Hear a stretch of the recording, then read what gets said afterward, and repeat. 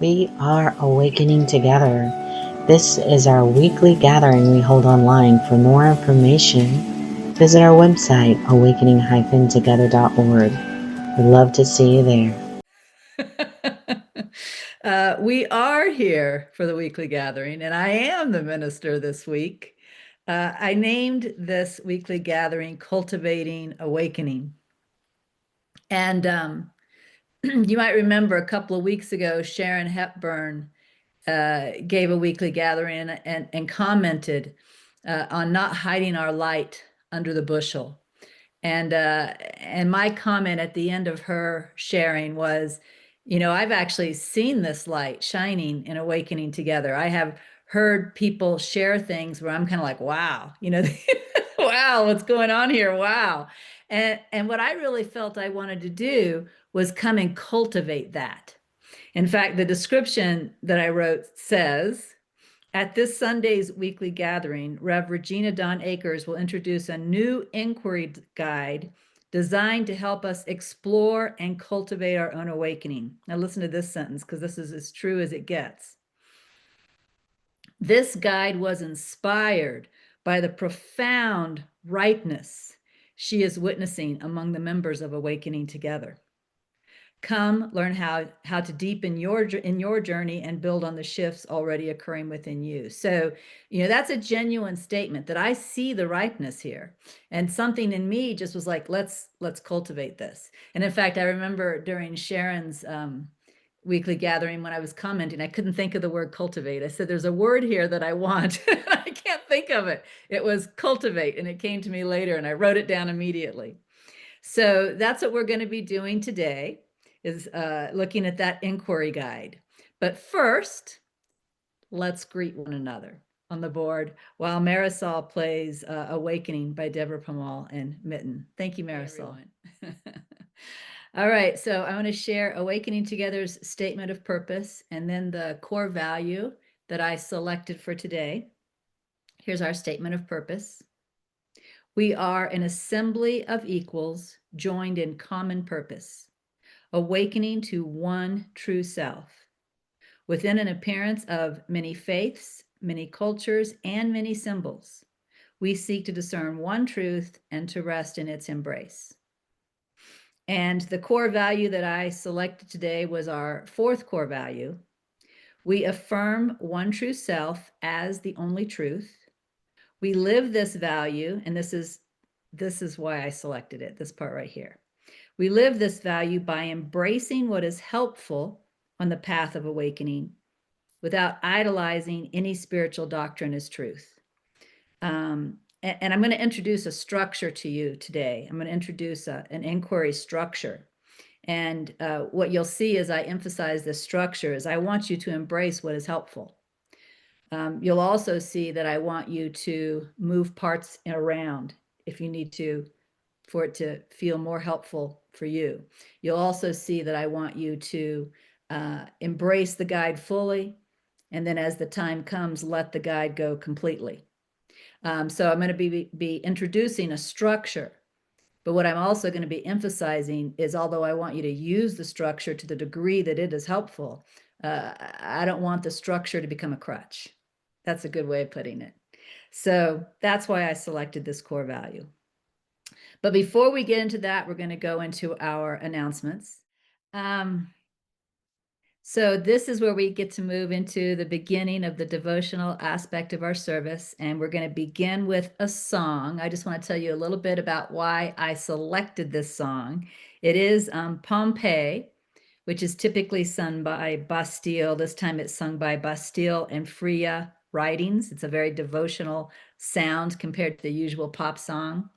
But the reason I love this song is because this song is about, imagine yourself in Pompeii. There, we got that out of the mouth. Imagine yourself in Pompeii at the time when Mount Vesuvius exploded and the lava is coming and the buildings are crumbling and the people are running everywhere in a panic. And then he says, if you close your eyes, can you notice that nothing has changed at all? Imagine closing your eyes and noticing changeless awareness in the midst of all of that. right? That's why I love this song, that one line, which gets repeated multiple times. So Marisol, will you please play our opening song, Pompeii? We are now going to go into the invocation for the prayer. So if y'all would just close your eyes with me.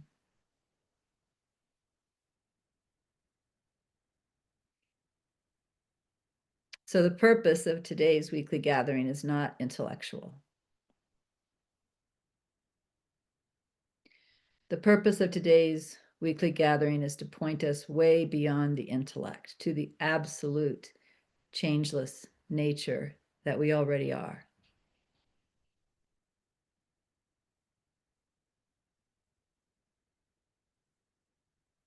So as we listen, help us to listen without the intellectual. Help us to listen without that attempt to understand or that attempt to figure out. And as we practice the self-inquiry that's pointed to today, help us to do that in the same way, without the intellectual, without trying to figure out, without trying to get right answers, without trying to understand and put everything in a nice, neat filing cabinet called the brain. It's just a simple, open, unknowing, changeless nature that we're looking for. Amen. That's that. So we're going to go into a reading next. I was looking for a reading that had something to do with inquiry, since I will be talking about inquiry today. And of course, I immediately thought of Angelo Dilullo. And I went to chapter 15, and it was definitely way too long. So I just cut it down. I copied the whole thing into Word and just said, we can get by without this, and we can get by without this, and just deleted multiple paragraphs in order to create a reading that was succinct enough for our weekly gathering. So this is not chapter 15 of Angelo's book, Awake, It's Your Turn. It's excerpts. And Judy Flassing is going to be the reader today. So Judy, would you please read for us? Thank you. Yes. Good morning, Regina and everyone. It's nice to feel like I know quite a few of you now. Several of you I've met in person, which was great, and others I've met on Zoom in the online retreats. But anyway, it's good to be back in the sanctuary and sharing from chapter 15 and Awake, It's Your Turn. Inquiry Introduction. Here are a few things to know at the outset. Inquiry can bring about profound transformation, including awakening, that often eludes spiritual practitioners for decades. I'm talking about sincere practitioners who consistently use meditation or other common spiritual practices. What's more, it can do it in a very short time. Judy, can you hear me? If you A can few hear me. months or less is not uncommon if inquiry is done correctly. Yeah, Yeah, you're breaking up really bad. So why don't I go ahead and just take over? I can hear you. Yeah, you're breaking up really bad. How about if I just take over the reading? Okay. Okay. All right. So inquiry works for anyone who is willing to apply it sincerely. This is largely because it is customizable, which is a point I'm going to be making a lot today. It is customizable. And if properly applied, will be adapted specifically to you with all your unique characteristics and qualities. You don't have to understand inquiry for it to work, But you do have to be willing to acknowledge your own deepest yearnings and make sincere effort based on them. Asking a good question is important in inquiry, but the question is only the vehicle. What is carried by the vehicle, which is your yearning for truth and the intuition that it is your birthright to embody that truth, and the fuel propelling the vehicle, which is your willingness to enter the unknown and the paradoxical doubt mass, I would call that confusion, or the suffering that has led you here in the first place. Those two things, the yearning and the willingness, are far more important than the question or the vehicle itself. A simple way of saying this is that when you put behind the inquiry, what you put behind the inquiry is more important than choosing the perfect question. So what is your deepest yearning? What is driving your desire to awaken? Ask yourself the questions. What is the most important thing to me? And what is my deepest yearning? These questions can clarify your natural point of inquiry. Ask, and then let them settle to spaces deep inside you. Give it a few days or even a few weeks. Readdress them periodically along your journey. The answers may evolve as realizations evolve. Finding your core question. A good approach to finding your fundamental inquiry is to simply ask yourself, what is my core question? Or what is my essential inquiry in life? Or which question really stirs something in the deepest part of myself? When you ask yourself these questions, give it some time or bounce them off of a trusted friend or teacher. You may find it helpful to brainstorm and write out possible questions. Sometimes just allowing the free flow of ideas will help to hone in on your fundamental inquiry. Here are some common inquiry questions. Who am I? What am I? How do I live a life free of suffering? What is eternity? What is this that is aware before, during, and after a thought? What is consciousness? Is it possible to be conscious without thought?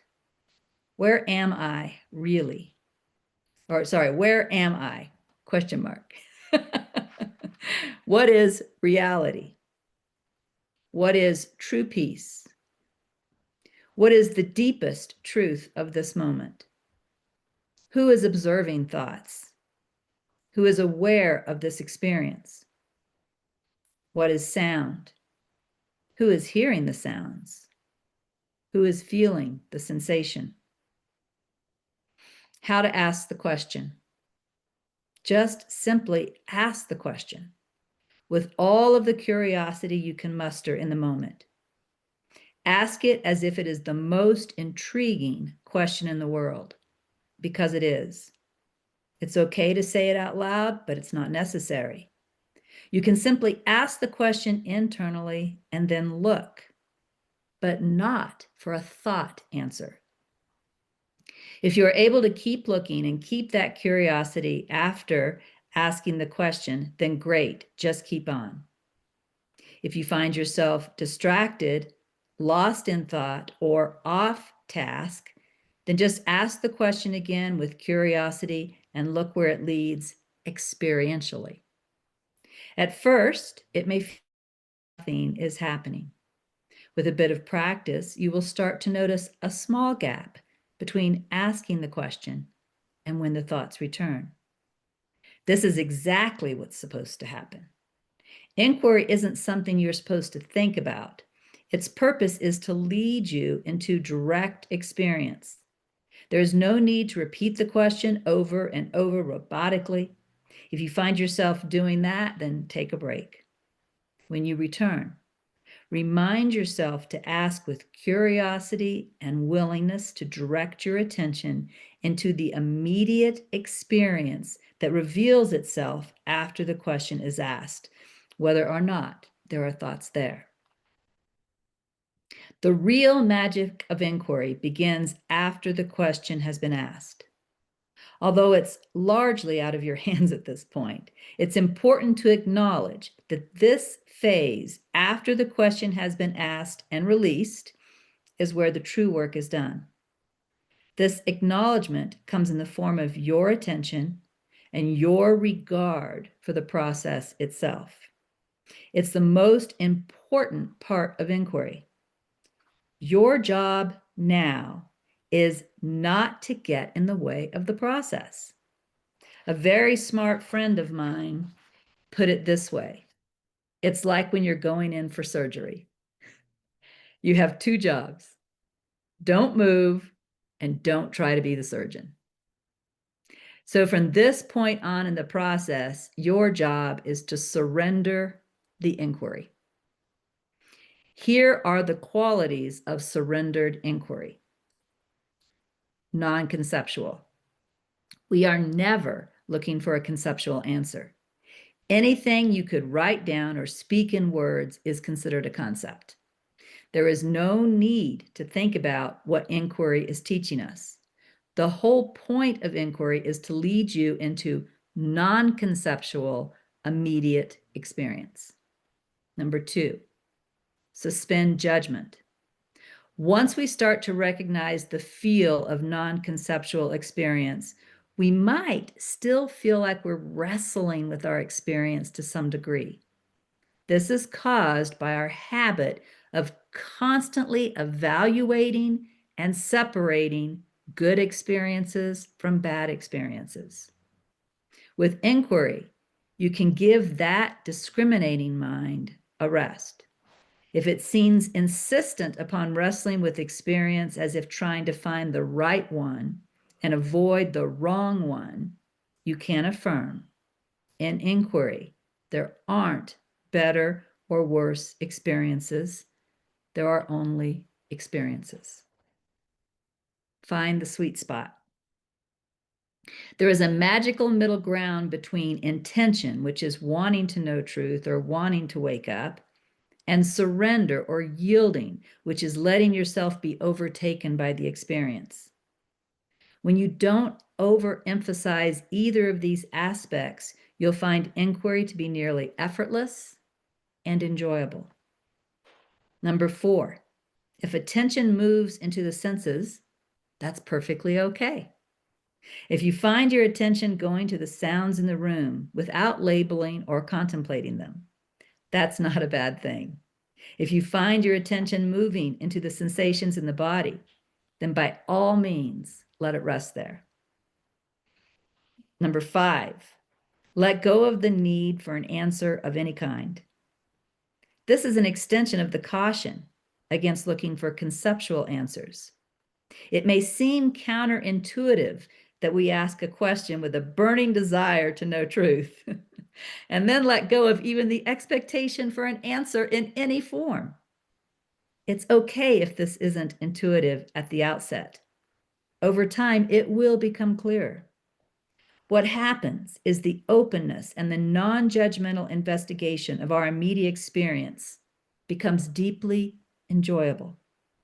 When this enjoyment comes, you will start to sense the natural, curious innocence that inquiry is touching into. This curious innocence, as we surrender to this sacred right, is the exact set of conditions that can open a portal to infinity.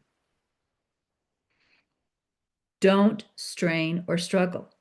If at any point during inquiry it feels as if you are pushing or struggling or things feel forceful, this is probably a sign of some expectation of a specific outcome. This expectation might be unconscious. It's quite possible to unknowingly push for some sort of resolution, even if we aren't clear on what we think that resolution is.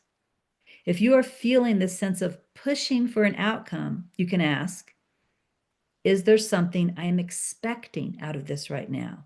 Or am I demanding something of this moment or this experience? If you sense that you are, then that's often enough. Then it's often enough to relax the situation. Sometimes it helps to dig a bit deeper. What am I trying to get out of this right now? Just be willing to look and keep looking. Don't judge.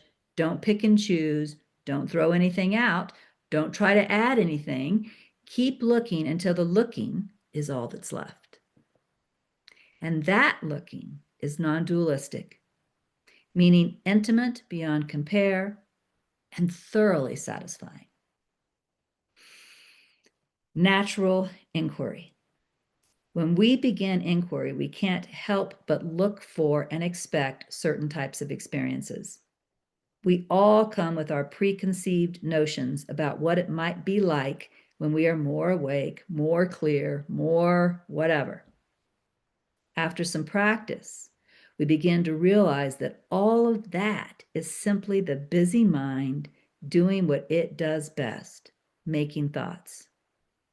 Early on, this can distract us from recognizing the simple and natural process of engaging our immediate experience spontaneously and directly. After some practice, we will learn to effortlessly discriminate conceptuality from immediate experience. With this, we learn to trust that immediate experience more, and we trust to get the whole point of inquiry on an experiential level. This is a mark of maturity in inquiry. By this point, we've really started to trust the process and intuit its power. At some point, we realize inquiry isn't something we do, and it never has been.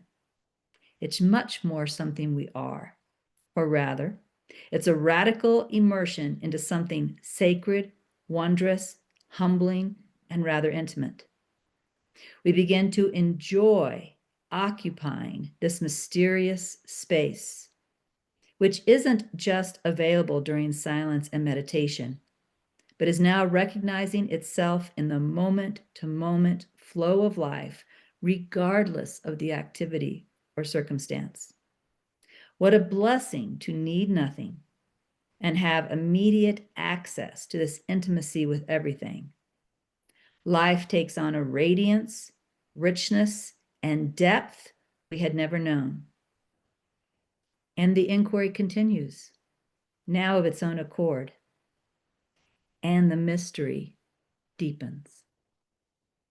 And that concludes the reading. Thank you, Judy, for being willing. I think she's in a hotel somewhere, and it looks like the internet just wasn't perfect. So thank you, Judy. So I don't need a piece of paper now. Marisol, please give everyone that link.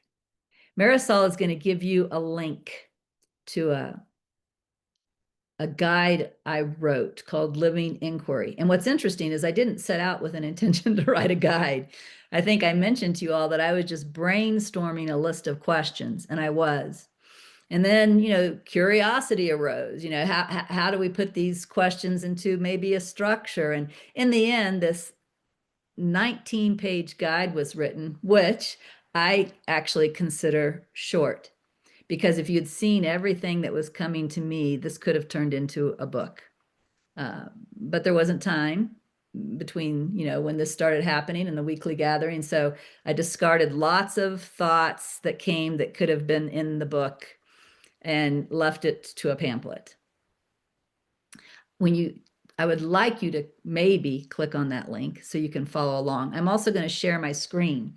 But for some of you, it might be easier to see it if it's just up on your screen. So if you want to do that, click the link. Don't worry about looking at me. There's nothing special going on here. Except I do have a wonderful cup that's reminding us to inquire. This is a cup that Michael Langford gave me, so I like it. All right, so I am going to share my screen. I have 15 to 20 minutes, so I'm going to be going through this fairly quickly. For the most part, I am introducing you to something.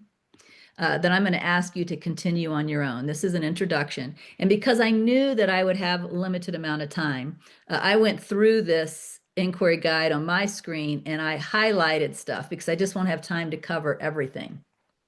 So I'm just going to be looking at the highlights. We're on page 1 if you're looking at your screen and not my screen. And we're starting with start slow. When I show you this guide, what you're going to see is that even though in 19 pages, there's quite a bit here. And what I don't think it's best to do is to dive in and try to tackle all 19 pages, try to integrate all 19 pages into your life. In fact, my guess would be if you attempted to do that, the only result would be that you would feel overwhelmed and would quit. So trying to do it all, I think, is an ego preservation strategy. So my recommendation is that you start slow. You'll find when we get into the guide, there's a 30-minute daily practice. You could start with that 30-minute daily practice. It's quite simple.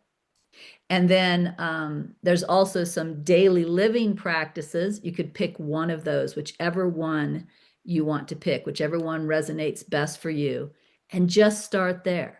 And maybe do that for at least 21 days. They say that's how long it takes to create a habit. But if it takes longer, then longer.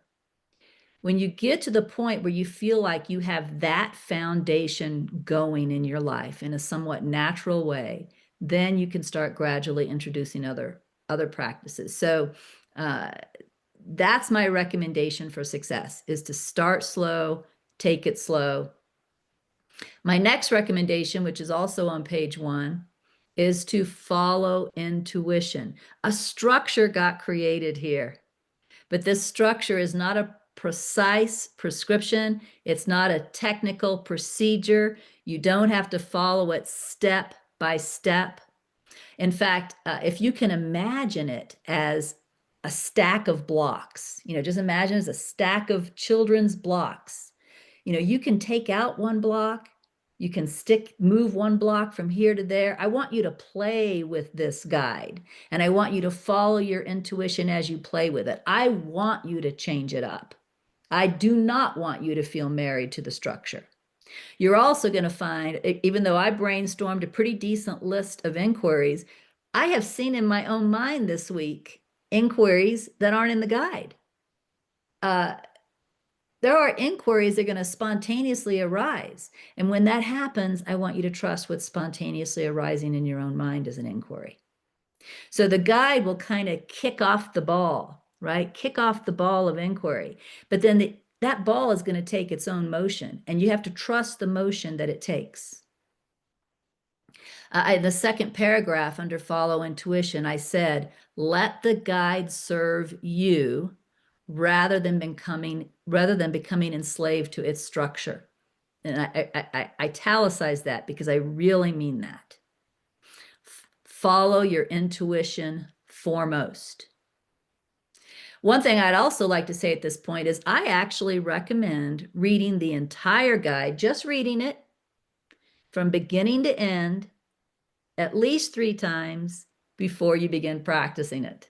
And that's because, again, I didn't write a book. I wrote a pamphlet, which means there are sentences in here such as, let the guide serve you rather than becoming enslaved to its structure. Those sentences, and there's many of them, have a lot of meaning. And when you just read something over once, it's highly likely that those sentences will just disappear from your awareness, and the ego may step in with all the suggestions that I tried to transcend through the sentences I wrote. So I'd like you to become very familiar with the sentences I wrote, because those sentences are intended to guide you through the inquiry in a way that's most helpful. So if you just read the guide 3 times before you even start, it's much more likely that those important sentences are going to have taken root. And then when you're in the inquiry, if, for example, you notice that you're pushing, you'll remember the sentences that I put in about stepping back into the pause and things like that. So really, I do recommend reading the guide before you begin practicing it. I also created this guide with more bulleted lists than paragraphs to make it easy to scan. So that if you notice yourself in a moment and you're like, whoa, I'm here in the doctor's office, I could do an inquiry. I actually recommend you save the guide to your phone. You can flip through the guide. Ooh, there's a good question for right now, and take off with it. Or if you find yourself in a stressful situation and you know you need an inquiry to help you through this, same thing. Open up your phone. Oh, there's the question for an emotional moment. I can use that. So there's lots of bulleted lists with lots of white space. That's one reason why it's 19 pages long, is the white space, to make it easy to scan and easy to use in the moment. Like I said, I recommend putting it on your phone because most of us have our phones with us all the time. So when we need it, it will be with us. Moving on to page 2. I want to slow down for a second, and I want to look at these sentences under how to be during inquiry. Because although this is just a few bulleted sentences, this is really the meat. This is a part of, in your initial reading through 3 times, these are some of the sentences that you want to take root in your being so that you're naturally aware of them when you're practicing inquiry. One is drop all effort to understand. Rest in not knowing. It is the nature of the brain to want to figure things out, but that is a limitation.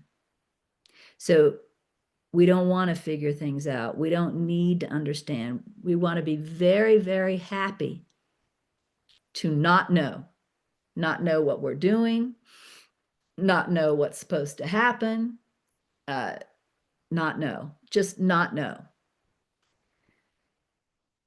Number 2, don't grasp at insights.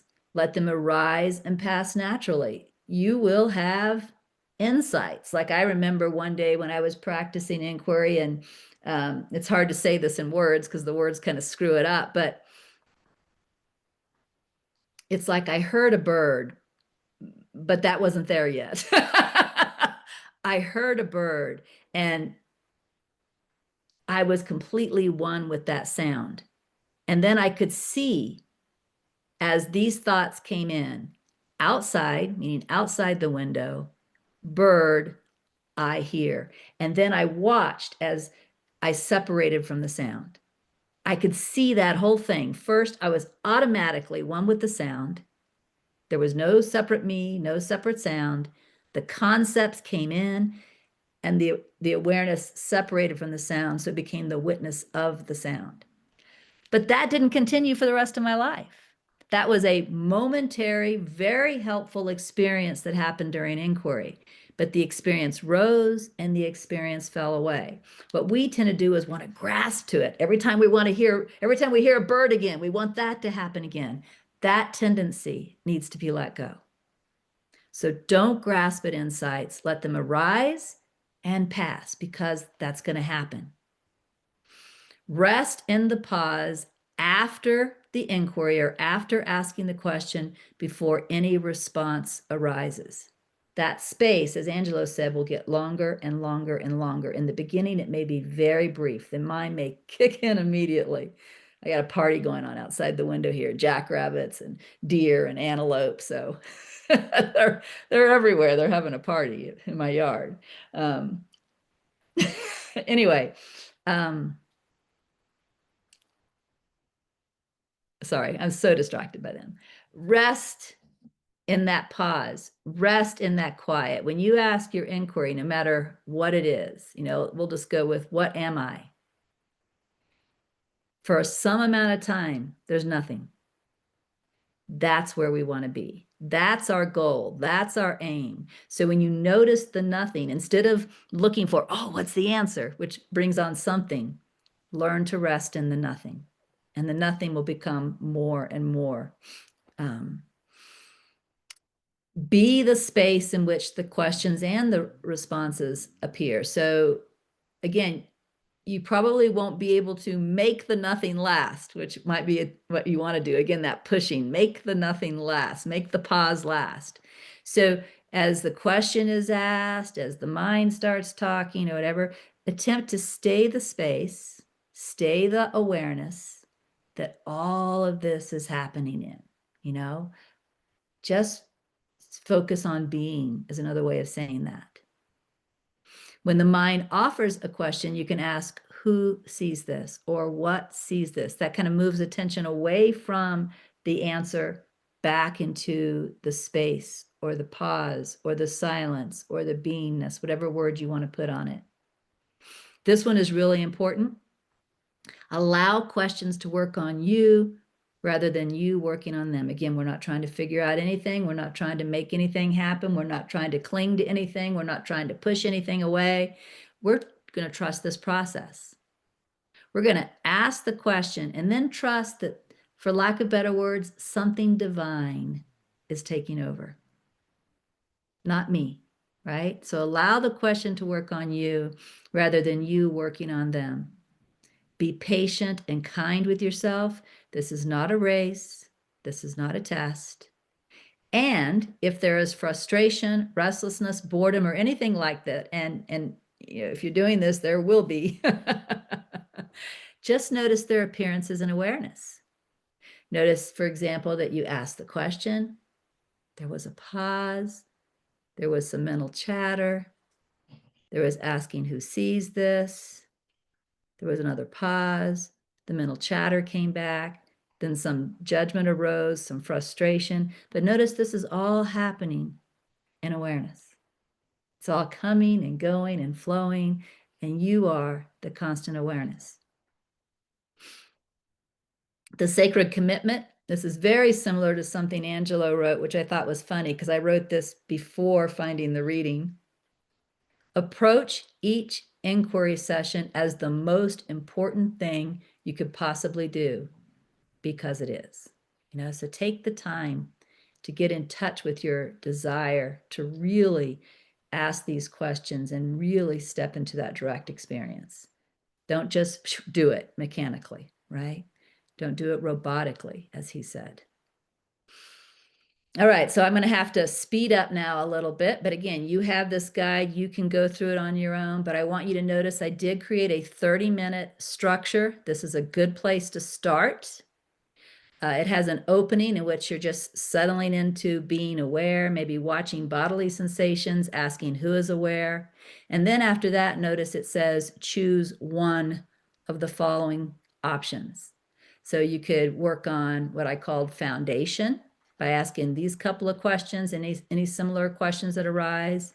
You could work on boundary dissolution, or you could work on ultimate awareness practice, which is what I call the first principle of God. Right? This is a more advanced practice, but you'll want to work on it for about 20 minutes. And then the last part of the 30-minute structure, you're just resting without questions, just resting in being, resting in silence, resting in awareness, right? There's also a 1-hour session structure, which you could, by the way, notice I put ish after each of these. These are not, 15-ish minutes, 30-ish minutes. These are guidelines. Your intuition is foremost. But this starts off with establishing in the practice, maybe just, looking around at the deer and the rabbits and saying, okay, what sees this? Right? And shifting the attention to that, staying with that, getting established. Here's a few possible questions you could use for the establishment part. Notice it says choose 1 to 2 questions. Then you begin the investigation.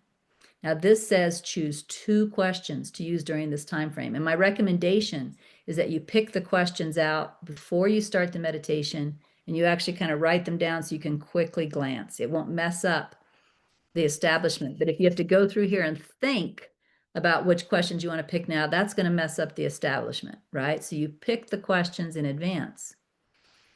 But notice how many questions I've put here.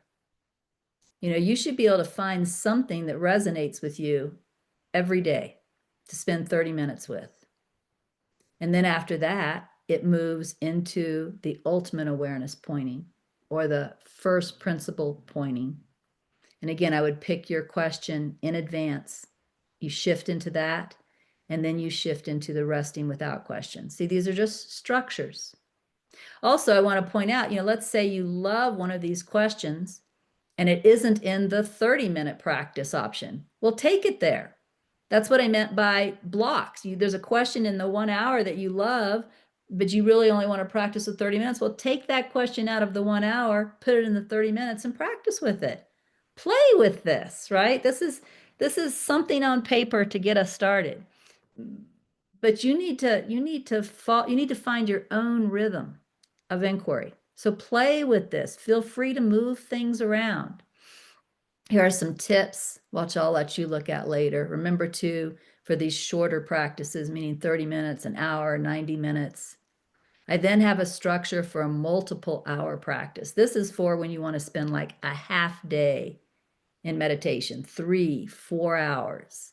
And I'm not going to go through it all now. I don't have time, but it has different sections, different question possibilities. Same thing, I recommend writing down the questions in advance so that you're just glancing when you want to shift to the next level of inquiry instead of thinking, what question do I want to ask now? Also, at some point, those questions are just going to arise naturally, right? At some point, you're not going to have to write anything down. You can just trust that when you sit down and go into inquiry, the questions are going to show up. Also, about the multiple level, you'll notice there's these headings that they're called phases. There's a phase 1, a phase 2, a phase 3, and they have these gray bands after them. In fact, you can see them more easily if nothing was highlighted.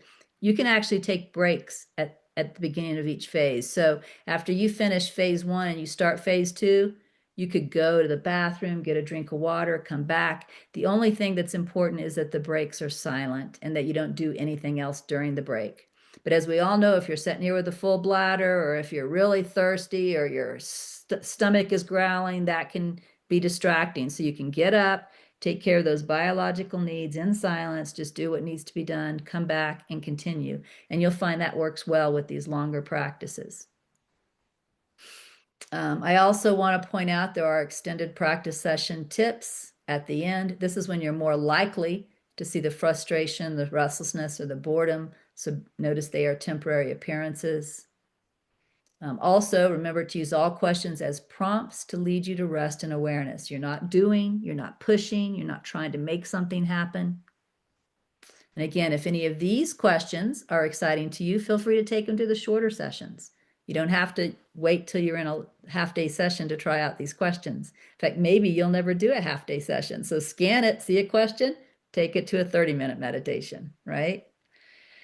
These are the daily life practices. Again, I don't have time to go over all of them, but remember my start slow recommendation, maybe pick one. Right? Pick one, and then later if you want to add another one. But there's questions you can ask before you even get out of bed, questions you can ask throughout the day, questions for emotional moments, questions for when you see a lot of mental chatter, questions for when you go to the bathroom, right? Questions for when you're doing household tasks like cooking or cleaning, where you can kind of be in a meditative state while you're doing them. A 30-second reset that you could use during the day. Questions for conversations when triggered before bed. But remember, don't try and implement all this into your day in the beginning.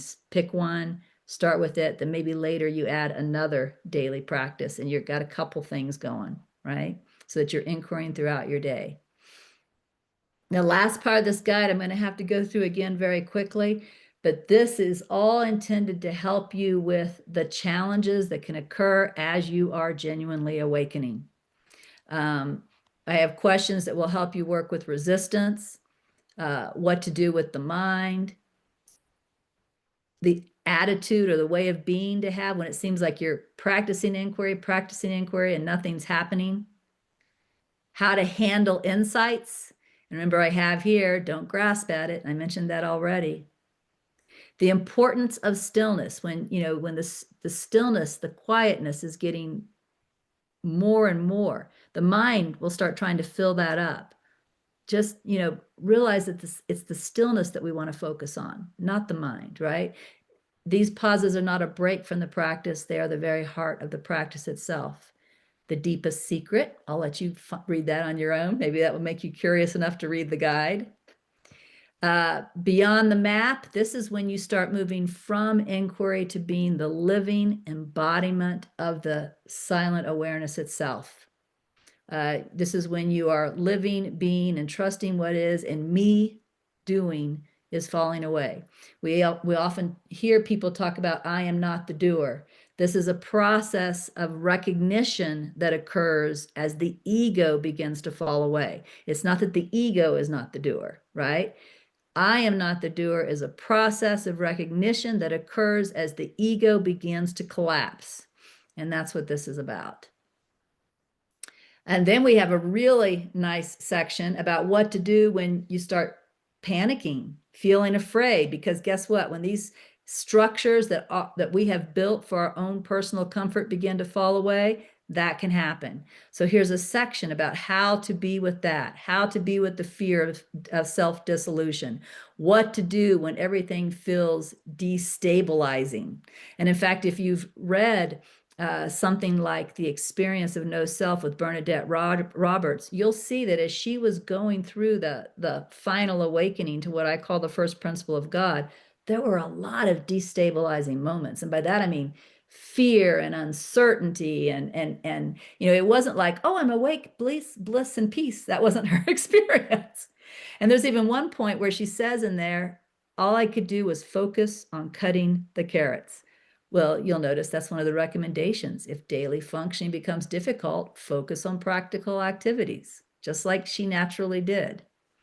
So integration support, as an awakening begins to occur, how do you integrate that awakening into your daily life? A lot of people fall down here. They think awakening has happened, done. There's no such thing as done. Just like Angelo ended that chapter on, and the inquiry continues and the mystery deepens. There's no such thing as done. So how do we integrate our awakening and let our awakening to continue or deepen? What happens if we start noticing how different our way of seeing is from other people? I feel like almost no one understands me anymore, even my closest friends and family. They'll make comments to me where I can tell that their perception of me is so far off from where I actually am. I don't correct it, but you can see that. And that can start to make you feel isolated. And so how to deal with that when that starts to rise up, how to live in a relative world where most everybody is driven by ego when you are not. Clarifying expectations about the entire process. Like I said, some people think, wake up, bliss. It's not necessarily what it's going to be like. Most likely is not what it's going to be like. So clarifying those expectations. And my path has been very linear. If you have watched me, it has been a very linear path, but that is not true for everyone. So talking about that and what that's going to look like. And then in closing, reminding you again that this guide is a temporary tool to help you establish the habit and flow of inquiry, both in formal practice sessions and in your daily life. But at some point, that habit and flow is going to take over itself, and you will no longer need the guide. In fact, the guide will begin to feel like a straitjacket. So when that happens, it's time to lay down the guide, but continue with that habit and flow that has been built through the guide. And I ended the guide with this quote: have faith in the healing process. Do not see it as a race. There is no prize that you should covet. There is only the realization of the beauty of all that you already are, even as you sit reading this now.